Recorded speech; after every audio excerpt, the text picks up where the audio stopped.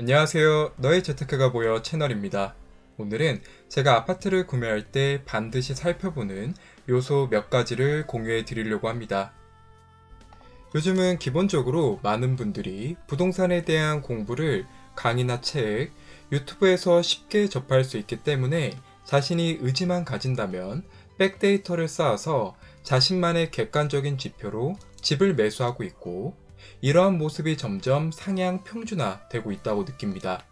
그 중에서 우리는 역세권, 학세권, 숲세권, 몰세권, 대단지 아파트 등 정말 많은 요소들을 고려하고 가중치를 부여하는데, 여기까지 하는 것도 사실상 쉽지 않은 과정입니다. 그리고 이를 너무도 잘 알고 있지만, 그렇다고 해서 우리 인생의 가장 큰 쇼핑이라고 해도 과언이 아닌 아파트 매매를 섣불리 할 순 없겠죠. 그리고 위에 역세권, 학세권 등 입지를 제외하고도 반드시 알아봐야 할 중요한 몇 가지가 있습니다. 물론 앞서 말씀드린 역세권, 학세권과 같은 입지에 대한 주요 분석은 아파트 매수 전에 당연히 선행되어야 하는 행동이며 빠져서도 안 되는 필수 조건입니다. 이에 기본적으로 해야 하는 입지 분석은 당연히 선행이 되었다라고 가정을 하고, 추가적으로 우리가 어떤 것을 살펴봐야 하는지 알아보는 시간을 갖도록 하겠습니다. 이에 영상에서는 베스트브 커브와 아파트 시세의 경향성을 살펴볼 것이고, 재건축을 고려하는 장기적인 투자 방법에 대한 중요성과 용적률과 대지 지분에 대한 설명, 그리고 이를 이용한 실패하지 않는 아파트 투자 방법에 대한 설명을 이어가도록 하겠습니다. 투자의 가장 기본적인 성질은 어떤 물건이든 가격이 저렴할 때 사고 비싸게 파는 것입니다. 그 중에서 우리 자산의 대부분을 차지하고 있는 집을 바라봤을 때에도 동일한 이치로 저렴하게 매수를 하여 향후 비싸게 매매를 진행하여야겠죠. 이렇게 당연한 얘기를 왜 강조를 하냐? 우리는 저렴한 물건이 모여있는 집합을 집중적으로 노려야 하기 때문입니다. 앞선 얘기를 이해하기 위해서 베스트브 커브와 아파트 시세의 경향성에 대해 살펴보도록 하겠습니다. 자, 베스트브 커브입니다. 이 그래프는 신뢰성 공학에서 등장하는 시간에 따른 고장률을 나타낸 그래프인데, 실제로 연식에 따른 아파트 가격을 나타내는 경향과 굉장히 유사한 모습을 보이고 있습니다. 일단 가로축을 연식으로 보고 세로축을 아파트 매매가로 본다면, 아파트 매매가는 신축일 때 매매가가 가장 높은 경향을 보이며, 시간이 지날수록 아파트라는 물건을 사용하면서 가격은 떨어지고 후반부에 다시금 가격이 오르는 현상을 보입니다. 한 예로 신축과 15년 된 아파트, 30년 된 아파트가 있고, 위 세 가지 아파트가 동일한 역세든 학세든 입지를 가졌다고 하였을 때, 대부분의 사람들은 모든 것이 새 거이자 깨끗한 신축 아파트를 가장 원할 것이기에 경제학의 근거, 수요 공급 곡선에 따라 가격은 높아질 것이며, 상대적으로 15년 된 아파트는 저렴해질 것입니다. 그리고 30년 된 아파트는 새 집으로 변경되는 재건축 기대감으로 다시금 수요가 붙어 가격이 오르게 되는 것입니다. 물론 모든 아파트가 위 베스트브 커브 형태를 정확히 따라간다고 단정할 순 없지만, 일반적인 현상은 위와 같다라는 점 참고 부탁드립니다. 그렇다면 우리는 투자의 기본적인 원칙인 어떤 물건이든 가격이 저렴할 때 사고 비싸게 파는 것을 최대한 이용하기 위해서는 누가 봐도 애매한 연식의 아파트가 정답이 될 수 있다는 것입니다.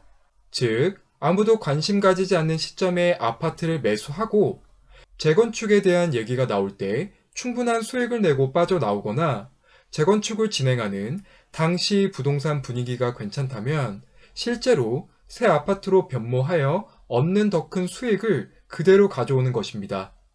즉, 우리는 단기간의 시세의 차익도 고려해야 하지만 장기적으로 이 아파트가 재건축이 될 수 있는 조건을 갖췄는지도 살펴봐야 한다는 것입니다.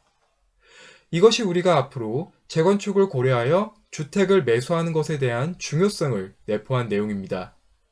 앞선 베스트브 커브를 보면 시간이 지날수록 다시금 매매가가 올라가는 모습을 볼 수 있는데, 이는 재건축 연한인 30년에 가까워지고 있기 때문에 매매가 상승이 존재하는 것이고, 만약 내가 매수한 아파트가 재건축 사업성이 떨어져서 진행이 되지 않을 것이라는 의견이 팽배하다면 매매가는 오히려 떨어질 수 있다는 것을 말씀드립니다.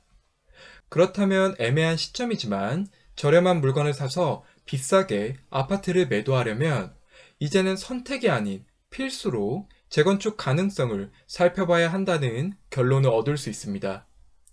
일단 재건축은 정비 기반 시설은 문제가 없으나 불량 및 노후 건축물이 밀집한 지역에서 주거 환경을 개선하기 위하여 시행하는 사업이죠.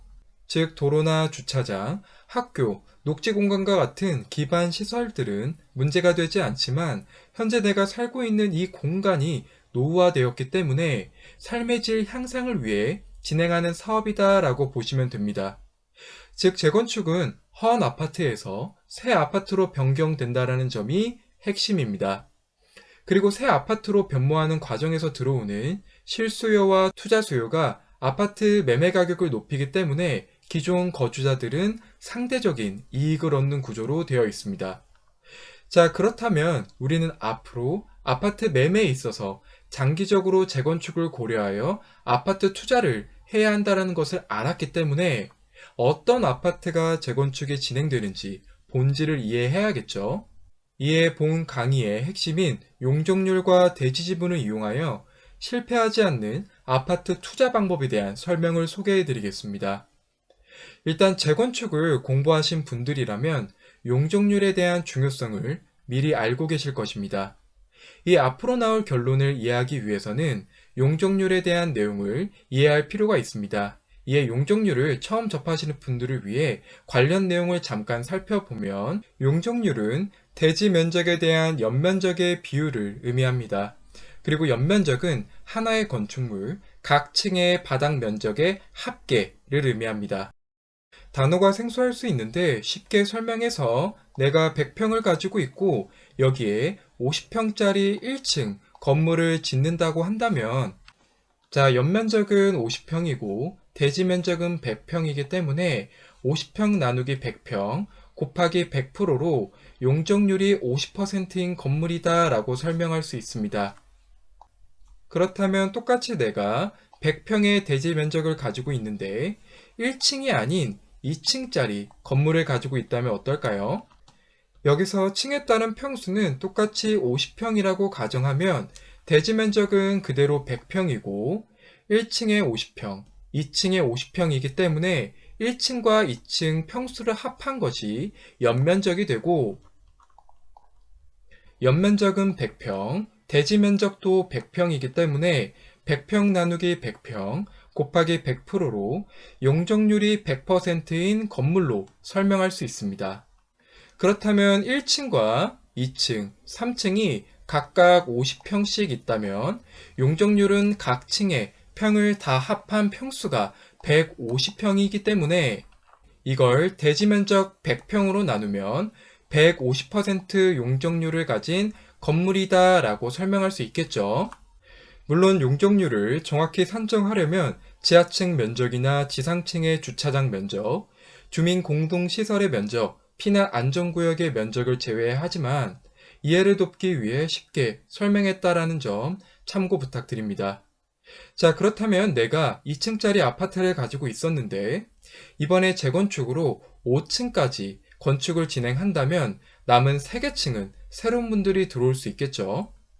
그리고 심지어 2층이었던 오래된 아파트에서 5층짜리 신축으로 거듭날 것이기 때문에 새 집에 대한 수요로 매매가 상승이 일어날 가능성이 높아지게 됩니다. 이때 1층과 2층에 기존부터 거주하고 계셨던 분들을 조합원이라고 부르고 조합원은 조합원 분양가를 내면 새 집을 얻게 됩니다. 물론 조합원도 자신이 가지고 있는 권리가액에 따라 분담금을 낼 수도 있겠지만 관련 내용은 조금 복잡하니 제가 차후에 재건축 영상을 따로 만들어서 설명을 드리는 것으로 하고요. 일단 없었던 공간이 3층이나 생겼고 이 공간에서 새로운 일반 분양을 진행하여 얻는 수익을 조합원과 시공사가 나눠서 가져갈 수 있다는 점이 핵심입니다.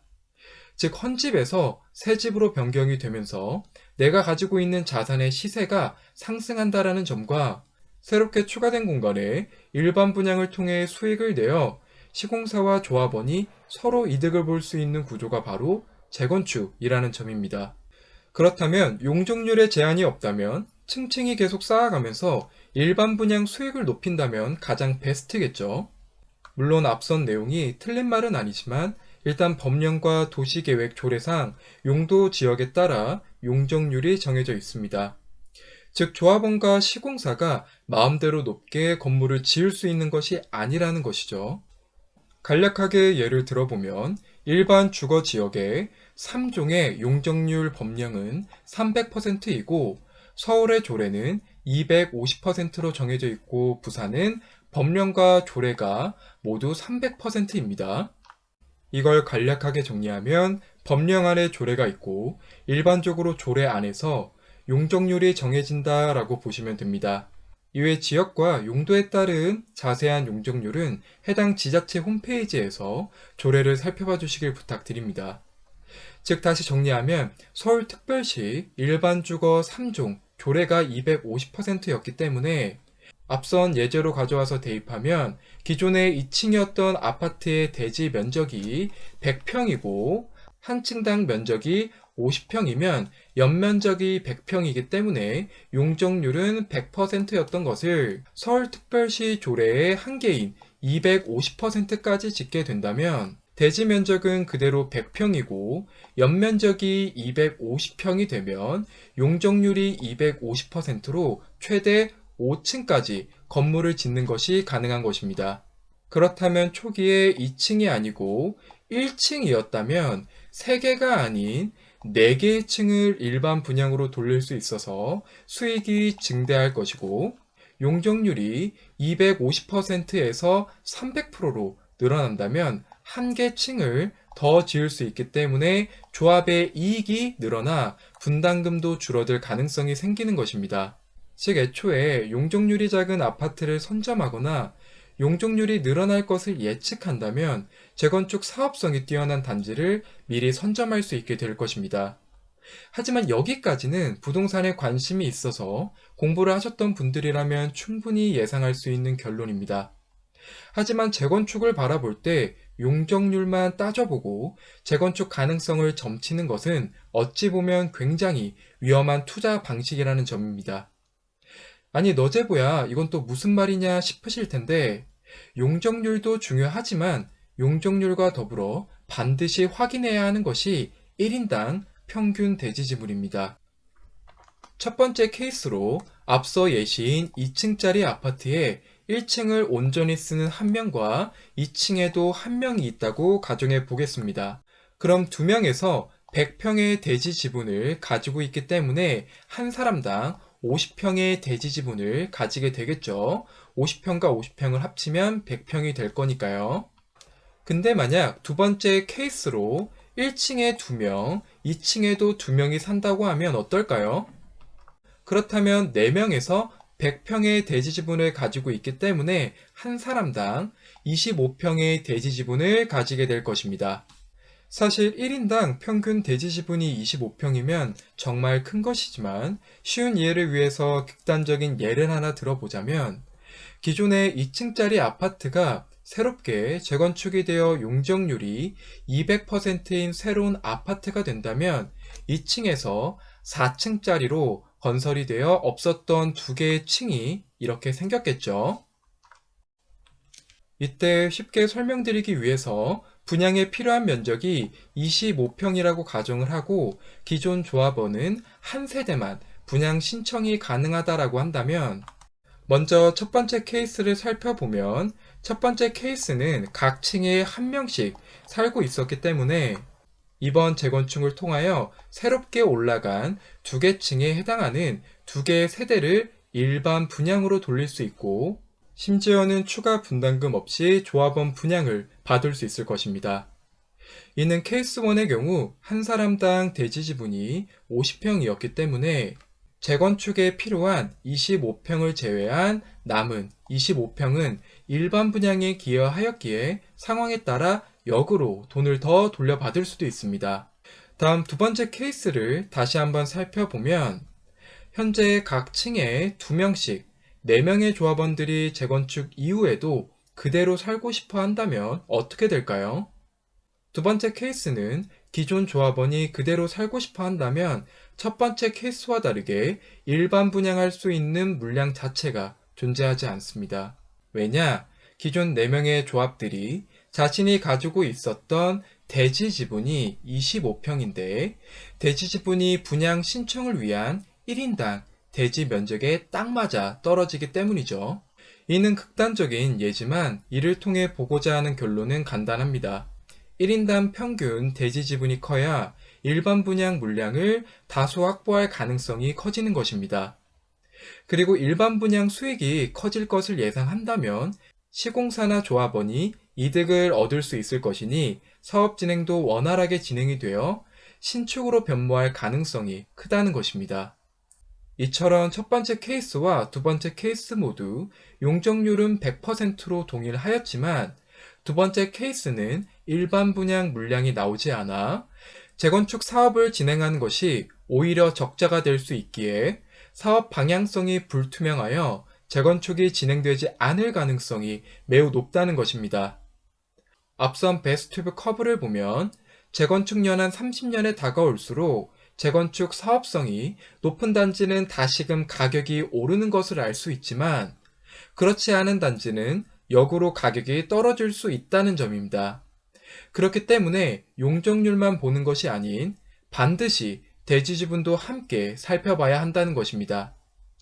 그리고 대지 지분 같은 경우 저는 1인당 평균 대지 지분은 15평 근방이면 재건축 사업성이 나쁘지 않다고 판단하고 있습니다. 자, 여기까지 내용이 조금 복잡했지만 우리 인생의 가장 비싼 쇼핑인 아파트를 매수할 때 부족한 백데이터와 섣부른 판단으로 진행한다면 매수한 이후 시점이 오히려 고통스럽게 변화될 수 있습니다. 하지만 오늘 제가 말씀드린 내용을 기억하고 실제 매수에 적용한다면 실패하지 않는 매매가 가능하다고 자신있게 말씀드립니다. 내용이 길었지만 도움이 되셨길 바라면서 앞으로의 시간을 돈으로 바꿀 수 있는 기회를 놓치지 않고 잡을 수 있도록 미리 공부하는 시간을 종종 갖도록 하겠습니다. 긴 시간 시청해 주셔서 감사드리며 앞으로도 더 좋은 영상으로 찾아뵐 수 있도록 노력하겠습니다. 본 영상이 도움이 되셨다면 구독과 좋아요, 알림 설정까지 부탁드립니다. 감사합니다.